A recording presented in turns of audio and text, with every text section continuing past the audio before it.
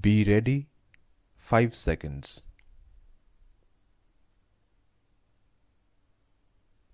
I recently spent an evening chatting with a former student, an alum of our university, now working in London. In a tone of solemn humor, she told me that during her tenure as a student, she and her peers spent endless hours gossiping and speculating about their professors, and of the real and imagined lives professors might be leading on and off campus. News not quite from the wild, the confession still sounded shocking and sobering at the same time.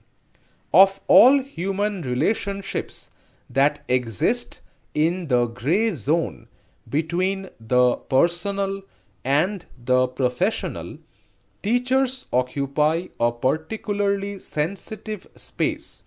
Their professional business is also a deeply personal one, that of the growth and development of individuals through its many stages, holistic in the younger years, fusing the personal and the academic, more professional and discipline driven in college, etching once again a complex entanglement of power and proximity around advanced research mentorship.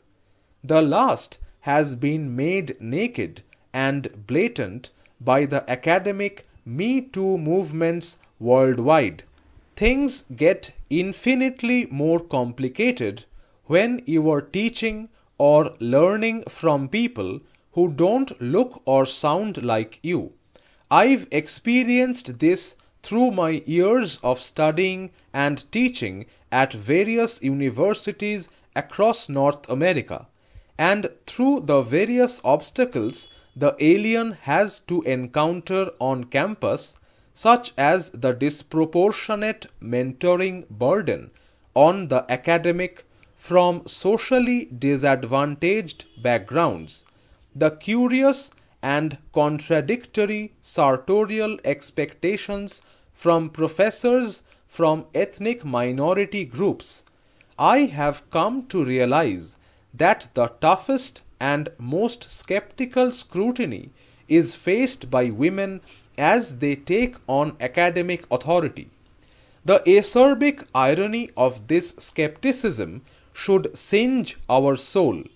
Women, whom society trusts the most as caregivers and mentors to young children, as evinced in their pervasive presence and primacy in the teaching of young children, face increasing resistance in positions of professional and intellectual authority at points of advanced and higher education. Even without going into the multiple obstacles a female academic or professional faces that men are exempted from, this belies society's deeply entrenched resistance to accept women in academic leadership, a resistance unevenly distributed across different disciplines. While this problem is just as acute in the Anglo-American West, in India the intellectual resistance is deeply compounded by moral and sexual judgment faced by women, from which, once again, men are free for the most part. It is one thing to have an intellectual crush on a teacher, but it is this subliminal judgmentalism that makes the imagination of teachers having full human lives, including bodily, social, and sexual, an uneasy, even terrifying thing. This has always been complicated in this country, where, along with various visible and invisible social hierarchies, the aura of ancient mentorship models such as the Gurukul tradition lingers residually, infusing its own prejudices against teachers who are not male or Brahminical in both scripted and unscripted sense of the term.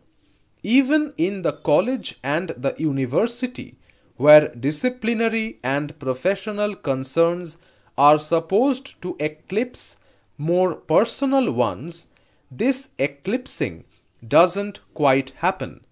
My North American experience of private space and individualism makes me particularly alert to the more personal, familial, and communal textures within which teacher-student relationships often operate in India. This can be a warm and fuzzy thing when it works, but when it doesn't, which may include some instances when it works too well, it can be destructive in some ways that are obvious and some that are hard to immediately understand. When the personal image of a female teacher becomes so restrictive, indeed paranoid, that a photo of her in a swimming costume uploaded to her private Instagram account triggers a male student's shock, a father's outrage, and an institution's punishment, the whole thing becomes so despicably absurd that a sensible person doesn't even know where to start.